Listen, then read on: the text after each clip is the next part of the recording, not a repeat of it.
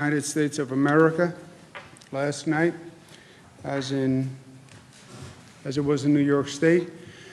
Day 97 of the coronavirus crisis, day 12 of the civil unrest dealing with the aftermath of Mr. Floyd's murder. And this, my friends, is a dangerous combination, colliding crises, compounding each other. But our job is to address what is presented, and this is the reality that is presented, and this is what we will deal with. On the coronavirus situation, there's a lot to learn from what we just went through, and I believe it's a transformative situation for society and something we can really learn from going forward. Coronavirus was a medical issue, was a public health issue, was an economic issue, but more than anything, it was a social issue. It was about how people behave, right? And to address coronavirus, what we really had to do was change society. It was not a government operation. It was not something I could do governmentally. People had to do it. Government could provide leadership. And we had an operational component, but it was about people making the changes that had to be made. They had to accept it, they had to understand it, they had to change their behavior. That is a monumental undertaking, always. Social change. When does social change happen? Social change happens when people are presented with the facts. They understand the facts, they believe the facts, there's a plan forward based on the facts, and people care enough to make a difference. With coronavirus, I sat up here every day and I said, here are the facts. Here are the number of deaths. Here are the hospitalizations. This is what we're looking for. Here's a plan that I think can take us forward based on those facts.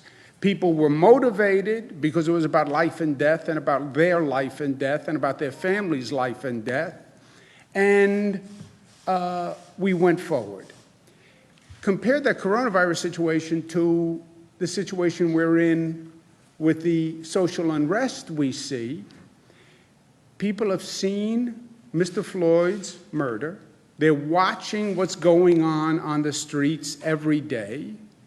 And they're saying enough is enough.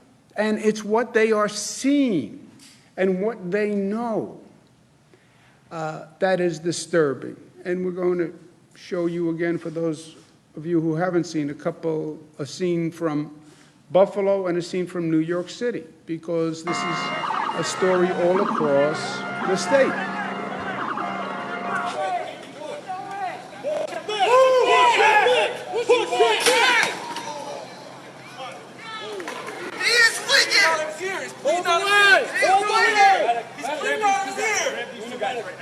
This is Buffalo, New York yesterday.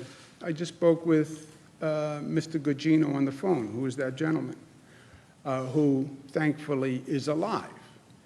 But you see that video, and it disturbs your basic sense of decency and humanity. Why? Why? Why was that necessary? Where was the threat? Older gentleman, where was the threat? And then you just walk by the person while you see blood coming from his head. And police officers walk by. It's just fundamentally offensive and frightening. It's just frightening. You say, like, who are we? How did we get to this place? Incidents of pushing the press. You have incidents of police getting hit with bricks in the head. You say, where are we? Who are we? And these are undeniable situations. Buffalo situation, I want to applaud Mayor Byron Brown. Mayor of Buffalo suspended the police officers yesterday, immediately. And I believe the district attorney is looking into it from a possible criminal liability point of view, and I applaud the district attorney for moving quickly. But people see this. They see the facts. Now, when you have all this emotion, you have to focus on the facts and the intelligence of the matter, right? It can't be about emotion. Of course, police must protect the public safety, and police must protect themselves. That's a fact. Of course, there are also cases of police abuse and the abuse of power. That's a fact. You can have two coincident facts. Mr. Floyd's murder was the breaking point of a long list of deaths that were unnecessary and which were abusive. That is a fact. And people are saying enough is enough. That is a fact. What people are saying is we must change and we must stop the abuse, and that is a fact. And New York should be at the forefront of that. That has always been New York's legacy as the progressive capital. We are the ones who hold the standard of what is the right progressive reform. And New York should pass next week what we call the Say Their Name reform agenda. Say Their Name reform agenda comes from the long list of names of people who we have seen who have been abused by police officers, by the criminal justice system. And Mr. Floyd is just the last name on a very long list. Fine, enough is enough. Change the law, take the moment, reform. There are 4 cornerstones for our Say Their Name reform agenda. 1, transparency of prior disciplinary records of a police officer. If they're being charged and investigated for abuse, their prior disciplinary record is relevant. And by the way, it's relevant one way or the other. If there were no other disciplinary proceedings, that can exonerate the person who is charged. If there are prior disciplinary proceedings for this type of behavior, then yes, it is evidentiary. But people should know. Chokeholds, we went through this with Eric Garner. Again, you saw it with Mr. Floyd's death, but we learned it first with Eric Garner and many, many other cases, by the way. Why? We've seen 9/11 calls, which are race-based false calls. A false 9/11 call based on race should be classified as a hate crime in the state of New York. We know that it's wrong for the local district attorney to investigate the police force from that county. By executive order, I did the Attorney General as an independent prosecutor. That should be codified in law. I did it 5 years ago. But these are the cornerstones of a real reform agenda that can address what is going on the street. Reform works for everyone's interest here. Stopping police abuse vindicates the overwhelming majority, 99.9% of the police, who are there to do the right thing and do the right thing every day. It restores the confidence, the respect, and the trust that you need to make this relationship work. You have to heal the police-community relationship. That has to happen for the sake of the police and for the sake of the community. You look at this looting that's been going on in New York City. This hurts poor communities and distressed communities. You saw many businesses destroyed that are relied upon by that community. You can't have the relationship that works one way or the other. And even in this politically partisan, racially charged environment, there is still a truth, and there are still facts. And that's what we have to focus on. That was the truth with the coronavirus.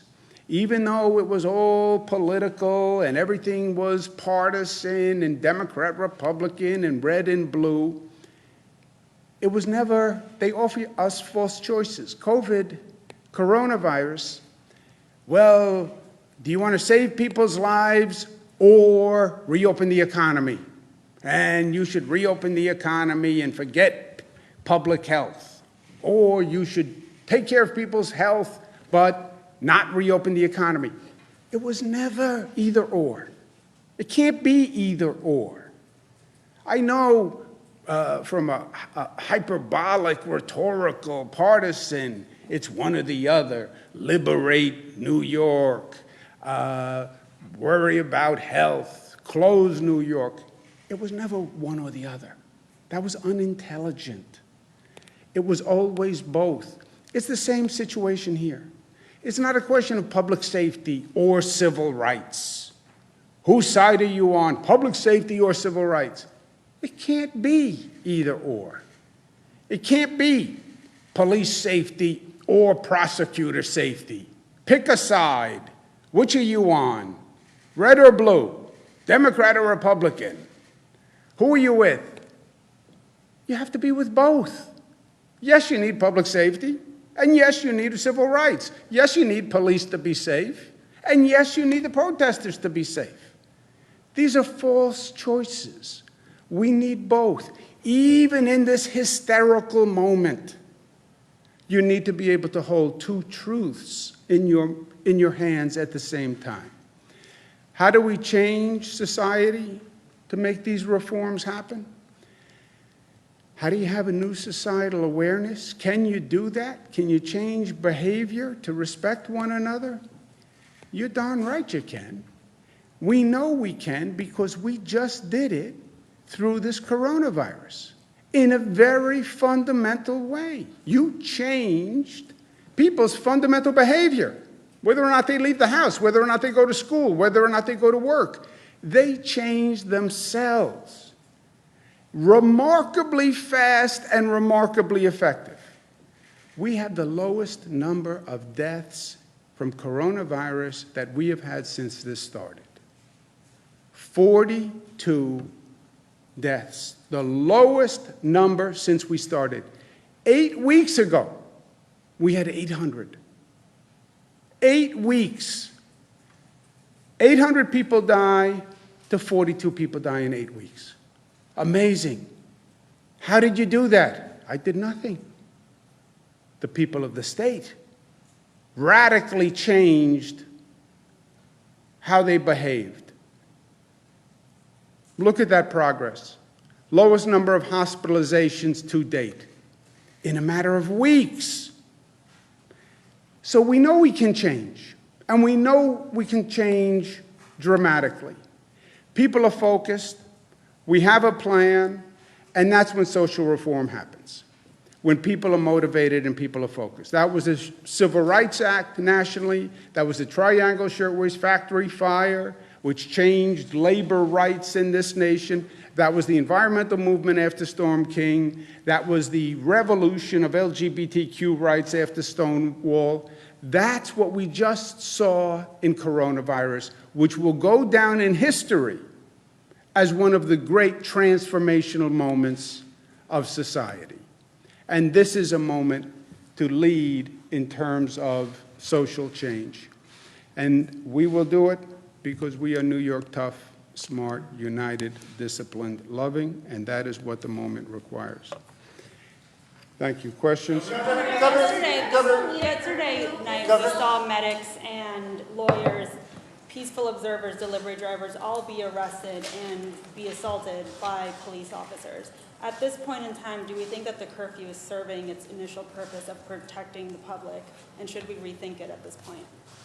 Curfew is a local decision. As you know, it's made by mayors across the state. I support their decisions. The police need to protect the demonstrators, protect public safety, but they need to deal with the looters. And what the looters are doing, what looting is people exploiting the fact that police are busy. Oh, police are busy, we can now go loot because the police are busy with the protesters. The curfews are designed to let the police be in a position where they can stop the looting. And that has been a serious problem in many cities. The first answer is deploy enough police. A place like New York City, you can do that. You have 36,000 police. Some cities, you don't have enough police. You don't have a size of a force that can do everything. But that's a local decision. And look, it has been better over the past few days. You look at New York City, looting, it was on the edge of chaos, on the edge of chaos. And now you have people who, a police force in the city that is adequately deployed. You have enough police. It's they have a better management plan, and you have not seen the looting the past couple of days. Governor, but with all... The entire protests have been sparked by the over-policing of black and brown communities. Why is it that more law enforcement is needed when the thing that they're protesting against? Have you seen the videos of the looting? I've seen the videos of the looting. Okay. So if that was your videos business that of was getting just footage. destroyed, or your house that was just destroyed, you would understand why you need police, because your house was just destroyed. Governor, with all due respect, you announced the curfew with Mayor de Blasio. Yes. So what is your opinion about this? The clashes that you have just highlighted are in large part because of the enforcement of the curfew. Do you think the curfew is serving its purpose at this point, or should it be canceled? It has been canceled in other cities. Yeah, well, let's just, I know you're the Times, but you don't get to make up your own facts, right? Okay. The curfew is a local decision, right? It is not a state curfew. It's a local curfew. Cities put the curfew in. I do not put the curfew in. You are right. I announced the curfew with Mayor de Blasio in New York City after a night of looting and craziness at 11 o'clock. The mayor then revised the curfew, right, to 8 o'clock and extended it, which I had nothing to do with. It's a matter of fact, right? Mr. Jesse? Yes, that's the fact. So start with facts. That's what I'm trying to say. Start with facts and then have an opinion. If you have your own facts, then you have your own opinion. But people, let me finish. People don't get to have their own facts because then you have all these different opinions because they have their own facts. So New York Times or not, you still have to have facts. Your facts were wrong. These are the facts. It's a, hold it. It's a city decision. I announced the New York City one with the mayor at 11. He then went to 8 o'clock and has extended it, which I've said nothing on. I support the mayor's decisions. They are on the ground. They're working with their local police department. If they believe a curfew is necessary, I support their decisions. So you believe it's still a good idea I despite these clashes? I support the mayor's decisions.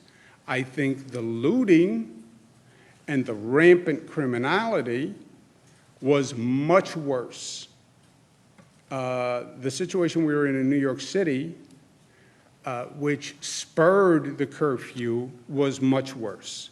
And what we have seen over the past couple of days is better in New York City. Better. It is better, and that's undeniable, by the way. Governor, on Buffalo, do you think the officers involved in that incident should be fired by the city? And as a follow-up, when you first saw that video, what was your reaction? I was sick to my stomach. Sick to my stomach. It was the same feeling I've had for 90 of the past nights when I would get the death total from coronavirus. I would physically get sick to my stomach. And when I saw the video, I got sick to my stomach.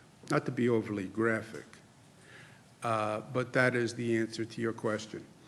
I think Mayor Brown was 100% right in suspending the police officers last night. I think he acted quickly and appropriately, and I applaud that. The firing is then a contractual collective bargaining question, right? How do you go from suspension to firing by that contract and the process? But I would say, I think the city should pursue firing, and I think the district attorney should look at the situation for possible criminal charges. And I think that should be done on an expeditious basis. We saw in Minneapolis that people want answers and they want accountability and they want it quickly. You know, the wheels of justice move slowly. Yet they don't have to. They can move fast. You can turn the crank faster. And I would encourage the district attorney not to do what happened in Minneapolis, which was the delay itself caused issues. Remember, the district attorney came out and said initially, well, there's other evidence that suggests something else. You know, people don't want vagary. People are upset, they're angry, they're frustrated. Give me an answer quickly. Explain it to me. If there's something you know that I don't know, tell me what you know. I'm tired of secrets by government. So I would encourage the district attorney to move quickly and fairly, but quickly. And I think the mayor should, the police chief, should pursue firing and go through whatever process they have to go through. But again, look, the mayor suspended those two cops very quickly, and I respect that. Are you considering going out to any of these protests in either a show of solidarity to both the protesters and the police, as you have made a distinction between the two? But there have been protests in Albany, there's one scheduled in nearby Troy for Sunday, or even New York City, Buffalo, Rochester. Do you think that would be helpful to both the cops and the protesters if you were out there? Yeah, well, I'm talking to everyone right now. I'm also talking to the legislature about a session that's going to happen on Monday. And that's going to be a focus over the weekend. But we'll see how it goes. Sir? The governor, we've seen other leaders out there. That kind of transcends race when it comes to this issue, and that is based on what the fundamental function of a police officer is. It attracts a certain percentage of people with toxic personality traits like hyperaggression. Is that true? And if so, is there any way to actually address that legislatively? All due respect to what we see here, most of this is on the back end once the damage is done, and you can ban a chokehold, but there are other ways that police can cause damage, and there are uses of force, which kind of goes back to, are the best people doing the job? What is your opinion on that common thought? Well, look, you have sophisticated testing mechanisms that are used to hire police. You have civil service tests that are used to hire police. You have training of police, et cetera. I don't know that there's any credence in that this occupation attracts a certain type of person. Look, to be a police officer is truly public service, and I have total respect for the occupation, and I have total respect for the people who do it. You know, this is a tough job. It is a tough job, and you put your life in harm's way. There's no doubt about that. And also, look at the circumstance. Today, with these video cameras and telephones that have cameras, everything winds up being videotaped, right? Everything. I can tell you just personally, everything gets videotaped. You're walking in a parade, you scratch your ear, and, you know, that's on the nightly news. Everything is videotaped. So, and remember what's happening here. I already said the Attorney General is going to investigate the police conduct. So the Attorney General is investigating in real time. This is like, you know, new age reality TV. You have these videos. I already told the Attorney General to do an investigation. Everything they're doing is being videotaped and is being investigated immediately, because the investigation report has to be due in less than a month now. So the police officers know that they're being videotaped. They know it. The protesters know they're being videotaped. So they all know that there's going to be total accountability. It's not like the old days, you know, where you had to get a tip and a rumor and this, and you had to go back. It's all on videotape. So, and I've had these conversations directly with them. What you are doing is going to be on videotape tonight. So there is no pretense or hiding or maybe I'll get away with something. There's no getting away with anything. It's all on videotape. And the AG is investigating, and it's happening now in real time. Say that, I'm sorry? Would body cameras provide the proper context, because a lot of cell phone video or sometimes dash cam video doesn't show everything? If all officers had body cameras, would that vindicate the Yeah, officers? I think that would be helpful. I don't think any of these things are the silver bullet, right? You look at a lot of the video that came from the Mr. Floyd murder. It's from video, it's from phones, it's from observers, it's from security cameras. But my point to the police and the protesters is, whatever you do, just assume that it's going to be videotaped, and the Attorney General is going to look at it tonight. That's where we are. Before you go out there tonight, when a police officer is getting dressed, suited up, a protester is calling their friends to go out, assume we're going to watch the video tonight and the Attorney General is going to watch it tonight. And if there's any potential liability, it will be immediate. Let's take one more. Joseph? I want to ask you about school board elections are Tuesday. Schools are having a difficult time either getting these ballots out, so they either want to have the vote delayed a week or to allow the votes to come in postmarked Tuesday rather than delivered to the district on Tuesday. A lot of confusion out there. Are you looking at that at all? We are looking at that. We don't have a decision yet. We will over this weekend. I understand the issue, and we're looking at it, and we'll have a decision by Sunday. Thank you, guys. I'll see you tomorrow. You have to work on Saturday. You get time and a half.